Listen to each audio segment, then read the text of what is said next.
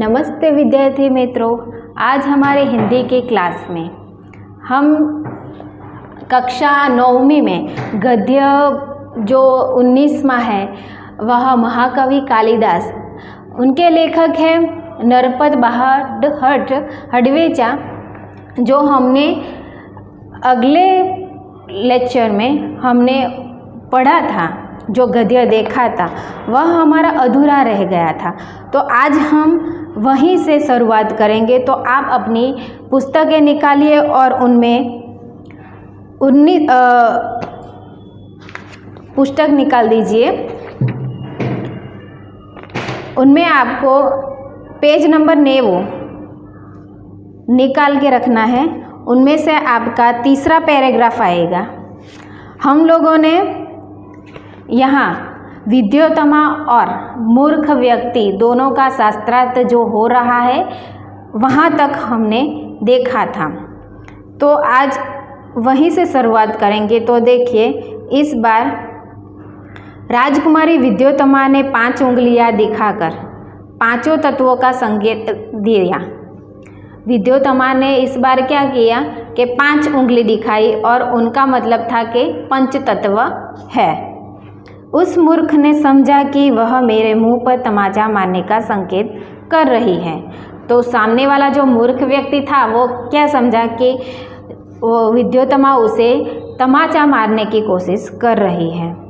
उसने मुट्ठी बांधकर तमाचे का जवाब घूंसे से देने का संकेत दिया।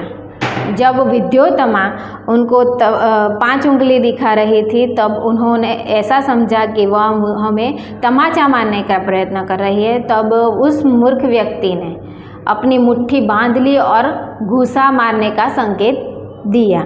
पंडितों ने इस बार भी विद्योत्तमा को इस संकेत का अर्थ बताते हुए कहा। फिर इस बार भी पंडितों ने क्या कहा विद्योत्तमा को, वह देखते हैं। आपने 5 उंगलियां से तत्वों का संकेत दिया, लेकिन हमारे गुरुजी का कहना है कि पंचों तत्वों के मिलने से ही सृष्टि का निर्माण होता है। जब विद्योत्तमा ने 5 उंगली दिखाकर पंच तत्वों का संकेत दिया तब सामने वाला मूर्ख व्यक्ति उनको घूंसा मारना चाहा। तब विद्वानों ने उन्होंने कहा कि उन्होंने स्पष्टता की कि हमारे गुरुजी आपसे यह कहना चाहते हैं कि आप कह रहे हैं कि यह सृष्टि पंच तत्वों से बनी है, लेकिन यह कहना चाहते हैं कि पंच तत्व मिल जाए, यानी कि उन्होंने मुट्ठी बना ली इसलिए पंच तत्व मिल जाए तो सृष्टि का निर्माण होता है, अलग अलग रहने में नहीं है। यानी कि 5 तत्व अलग अलग रहने में नहीं है, लेकिन वह 5 उंगली मिल जाए तो भी सृष्टि का निर्माण होता है। इस तरह उपरोक्त शास्त्रार्थ में विद्योत्तमा ने उस मूर्ख युवक से अपनी हार मान ली और दोनों का विवाह धूमधाम से पंडितों ने करवा दिया। फिर बाद में क्या हुआ कि शास्त्रार्थ हो गया। फिर विद्योत्तमा ने मूर्ख व्यक्ति से अपनी हार मान ली और जो मूर्ख व्यक्ति सामने था उनसे उन्होंने धूमधाम से विवाह कर लिया और पंडितों ने वह विवाह करवाया। एक दिन की बात है, एक ऊँट की बोली सुनकर वह मूर्ख युवक अपना मौन व्रत भूलकर ललकार कर बोल उठा, उठो। एक दिन की बात थी जब वह मूर्ख व्यक्ति जो ऊँट वहाँ से गुजर रहा था तो उनकी बोली सुनकर उनसे रहा नहीं गया और वह भी बोलने लगा। वो भूल चुका था कि मेरा मौन व्रत है, उनको बोलना नहीं है, लेकिन वह उनसे रहा नहीं गया और वह बोलने लगा। उसको बोलते सुनकर विद्योत्तमा चौंक उठी और जब वह मूर्ख व्यक्ति बोला तब विद्योत्तमा उनकी बोली से चौंक गई। उसे पता चल गया कि उसका पति कोई विद्वान पंडित नहीं है, बल्कि एक बहुत बड़ा मूर्ख है। तभी जब वह बोला तब विद्योत्तमा का पता चल गया कि उनका पति जो है वो कोई बड़ा विद्वान व्यक्ति नहीं है बल्कि एक मूर्ख है। पंडितों की छल भरी बात का अर्थ अब उसकी समझ में आ गया था। तब उसके पति बोले, तब विद्योत्तमा को पता चल गया था कि पंडितों ने मेरे साथ छल कपट कर कर यह मूर्ख व्यक्ति से मेरी शादी कराई है। विद्योत्तमा को बहुत मानसिक दुख पहुंचा और उसने अपने महल में कालिदास के प्रवेश पर रोक लगा दी और द्वार बंद कर लिए। और तभी विद्योत्तमा को बहुत दुख हुआ और विद्योत्तमा ने कालिदास के लिए अपने महल के दरवाजे बंद कर लिए और उनको निकाल दिया। कठोर उपासना से उसे माँ काली का वरदान प्राप्त हुआ। फिर बाद में जो मूर्ख व्यक्ति था कालिदास, वह महल से निकाला गया, फिर इधर उधर घूमने लगा। फिर उन्होंने क्या किया, माँ काली की उपासना की, उनसे प्रार्थना की। फिर उनको माँ काली ने एक वरदान दिया। माँ काली का दास होने के कारण कालिदास का नाम प्राप्त हुआ। फिर वह माँ काली का एक दास बन गया। फिर उनके नाम से उनका नाम कालिदास पड़ा। शीघ्र ही कालिदास सारी विद्याओं को सीखकर प्रकीर्ण हो गया। जल्द ही कालिदास सारी विद्या उन्होंने सीख ली और उन्होंने प्रवीणता प्राप्त कर ली। राजनैतिक, धर्मशास्त्र और साहित्य का अच्छा ज्ञान प्राप्त कर वह फिर से विद्योत्तमा के पास लौटे। फिर उन्होंने राजनीतिक का ज्ञान प्राप्त किया, धर्मशास्त्र का ज्ञान प्राप्त किया, साहित्य का ज्ञान प्राप्त किया। उन्होंने सारे ज्ञान प्राप्त करके सर्वोच्च सब विद्याएं प्राप्त कर ली। फिर बाद में उन्होंने क्या किया, उनकी जो पत्नी थी विद्योत्तमा, उसके पास गए। द्वार तब भी बंद था। जब वह गए तभी द्वार यानी कि दरवाज़ा बंद था। कवि ने अपने विद्वान होने के प्रमाण स्वरूप संस्कृत में द्वार खोलने के लिए विद्योत्तमा से प्रार्थना की। उन्होंने विद्वान होने का कि बहुत अभी तो वह बहुत बड़े गुणवान व्यक्ति बन गए हैं, तो विद्वान होने का प्रमाण देते हुए उन्होंने संस्कृत श्लोकों का पाठ किया और संस्कृत श्लोकों के द्वारा द्वार खोलने का संकेत उन्होंने दिया। अष्टि कस्यन्दः वाग्ये स्वेश, इस तरह उन्होंने दरवाज़ा खोलने के लिए कहा। अंदर से पत्नी विद्योत्तमा ने पूछा, अष्टि कस्यन्ति वाग स्वेश, उन्होंने प्रश्न किया कि तमे कौन छो। इस बार महाकवि ने क्रमशः कुमार संभव, मेघदूत और रघुवंश की रचना विद्योत्तमा को सुनाई। फिर बाद में वह द्वार अंदर प्रवेश करे छे। फिर बाद में कालिदास एक પછી એક जो એને કાલિદાસે લખેલા ગ્રંથો હતા એ વિદ્યોત્તમાને કહી સંભળાવ્યા, જેમાં છે પહેલું કુમાર સંભવ, પછી છે મેઘદૂત અને रघुवंश रचना विद्योत्तमा ने कही संभळाई। विद्योत्तमा को जब उनके पंडित होने का विश्वास हो गया तो उसने द्वार खोलकर महाकवि का स्वागत किया। फिर उन्होंने कुमार संभव, मेघदूत सब रचनाओं का उन्होंने विद्योत्तमा को सुनाई। तब उन्होंने पता चला, विश्वास हो गया कि यह विद्वान है और महाकवि है। फिर उन्होंने विश्वास होते ही द्वार खोल दिए। कालिदास को हर क्षेत्र का गहरा अनुभव हो चुका था। प्रकृति का जैसा वर्णन उन्होंने साहित्य में मिला है वैसा कहीं नहीं है। उन्होंने हर तरह की शिक्षा प्राप्त कर ली। उन्होंने उनके जो ग्रंथ लिखे हैं, उन्होंने जो रचनाएं लिखी है, उनमें जो प्रकृति का प्रकृति का जो वर्णन मिलता है वह वर्णन किसी और की रचना में नहीं मिलता। उन्हें प्रकृति के बिना मनुष्य जीवन अधूरा दिखाई पड़ता है। उनको लगता है कि प्रकृति के बिना मनुष्य जीवन अधूरा है, प्रकृति से ही मनुष्य का जीवन पूर्ण होता है। कालिदास की उपमाएं विश्व विख्यात है। उनकी जो उपमाएं है और विश्व व्याख्यात है, उनकी कोई तुलना नहीं कर सकता। उनकी तुलना कोई भी, उनकी बराबरी कोई भी नहीं कर सकता। उसका कोई जोड़ नहीं है, उनका कोई जोड़ नहीं है। चरित्र चित्रण में भी महाकवि कालिदास की तुलना नहीं की जा सकती। उनका चरित्र भी ऐसा है कि उनके साथ किसी भी कवि की तुलना की नहीं जा सकती। उनकी कोई बराबरी नहीं कर सकता। उनके पात्रों का व्यक्तित्व अपनापन लिए रहता है। जो उनका पात्र है उनका जो व्यक्तित्व है वह एक अपनापन दिखाता है।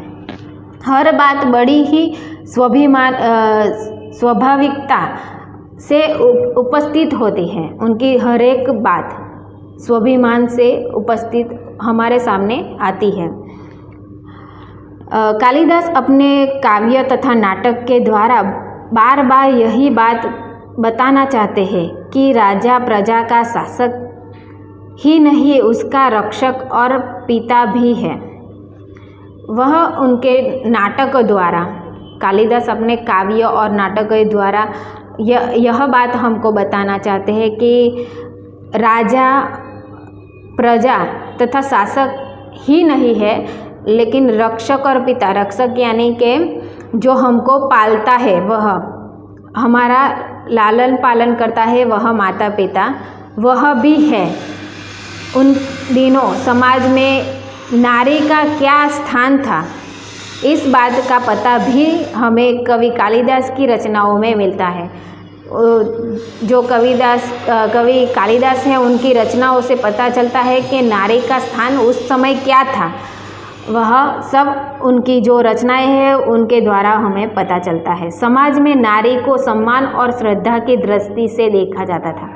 उस समय समाज में नारी का स्थान ऊंचा था, समाज में उनको सम्मान मिलता था, उनको एक श्रद्धा की दृष्टि से देखा जाता था। उसे नृत्य, संगीत, चित्रकला आदि की शिक्षा दी जाती थी। नारी को नृत्य कला, संगीत, चित्रकला आदि की शिक्षा भी दी जाती थी, उनका सम्मान किया जाता था। महाकवि कालिदास के 7 प्रमुख ग्रंथ हैं। महाकवि ने जो 7 मुख्य जो ग्रंथ लिखे हैं वह उनके 7 है। उनमें से पहला ग्रंथ है ऋतु संहार, जो यहाँ पे मैंने लिखा है। महाकवि कालिदास के ग्रंथ जो 7 ग्रंथ है वह मुख्य ग्रंथ है। उनमें से पहला है ऋतु संहार। ऋतु संहार में कवि कालिदास ने क्या किया है कि जो प्रकृति है, ऋतु जो हमारी ऋतु आती है, सियाड़ा, उनाड़ा, चमासू, वो ऋतु और प्रकृति दोनों का बखूबी से उन्होंने वर्णन किया है ऋतु संहार में। वह उनका एक श्रेष्ठ ग्रंथ है। ऋतु संहार यह एक उत्तम काव्य है। इनमें महाकवि ने अपनी सृष्टि का परिचय दिया है।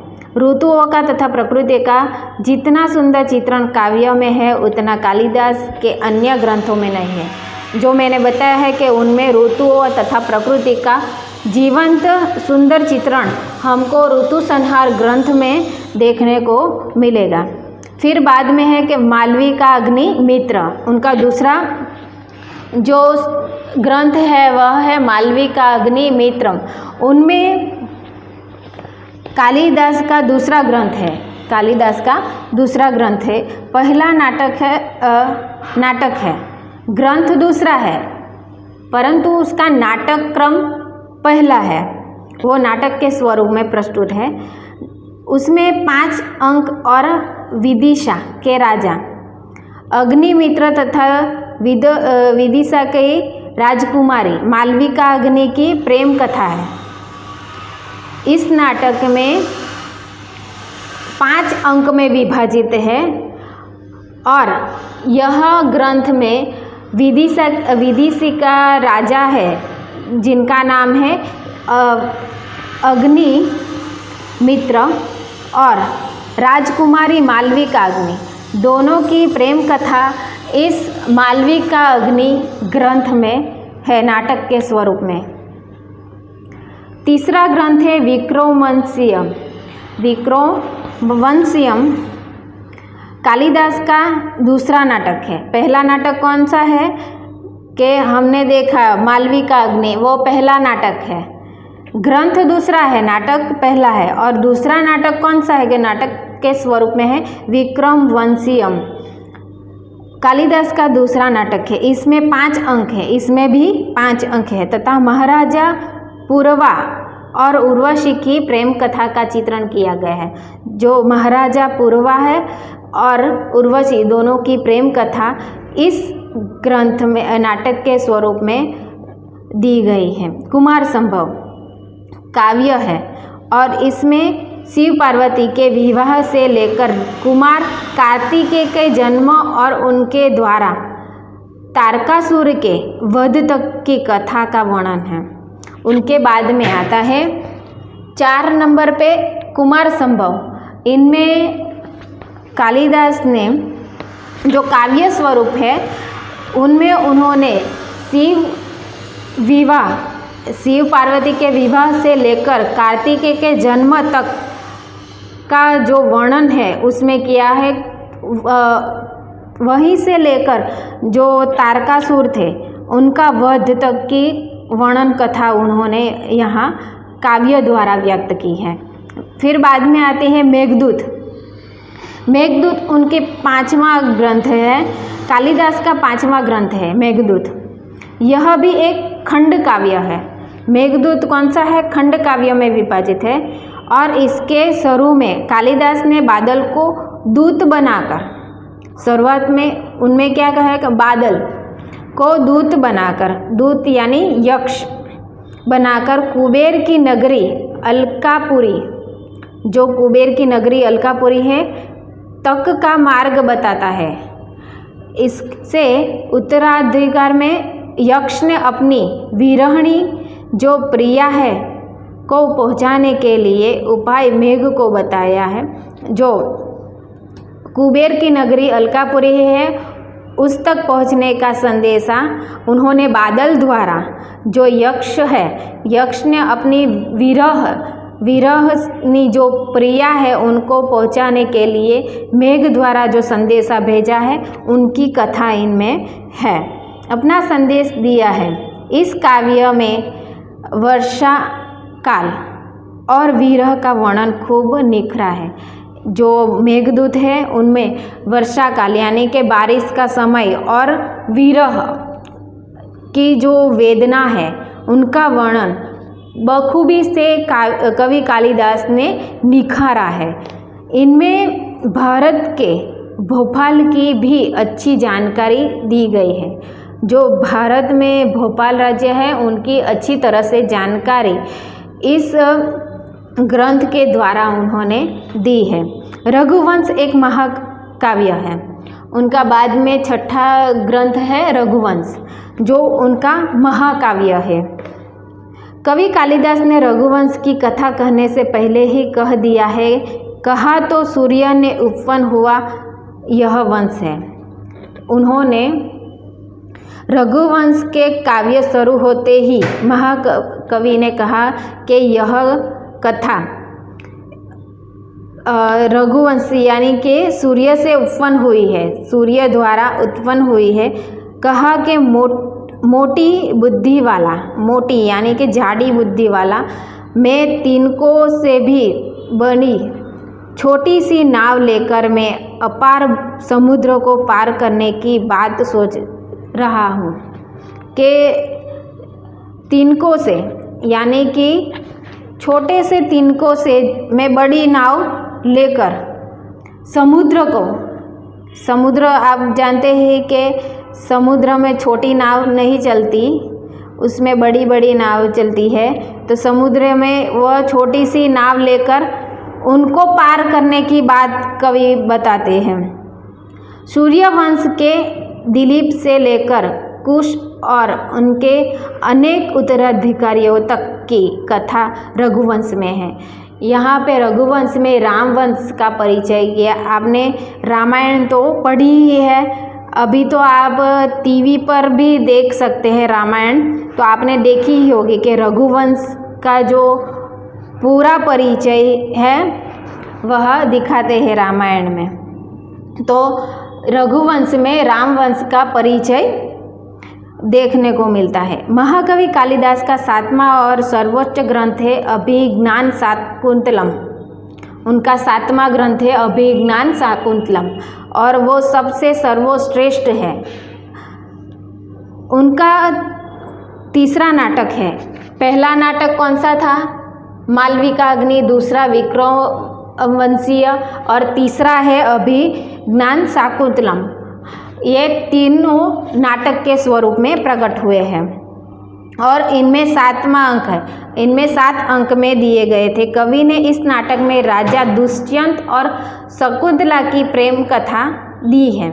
जो राजा दुष्यंत था और शकुंतला की प्रणय कथा अभिज्ञान शाकुंतलम के द्वारा हमें दी गई है। ये सभी उनकी रचनाओं तत्कालिक साहित्य, शासन और राजनीतिक, समाज और जीवन, विश्वविख्यात भूगोल और ललित कला, साहित्य कला आदि सभी की झलक दिखाती। ये सभी कला नाटकों द्वारा हमको ये साहित्य रचनाएं, राजनीतिक, समाज, भौगोलिक स्थान सबकी झांकी इनमें दिखती है। यहाँ पे हमारा जो 9वीं कक्षा का गद्य 19 है, महाकवि कालिदास, यहाँ पे हमारा समाप्त होता है। आगे का हम दूसरे लेक्चर में देखेंगे। तब तक के लिए जय हिंद, जय भारत।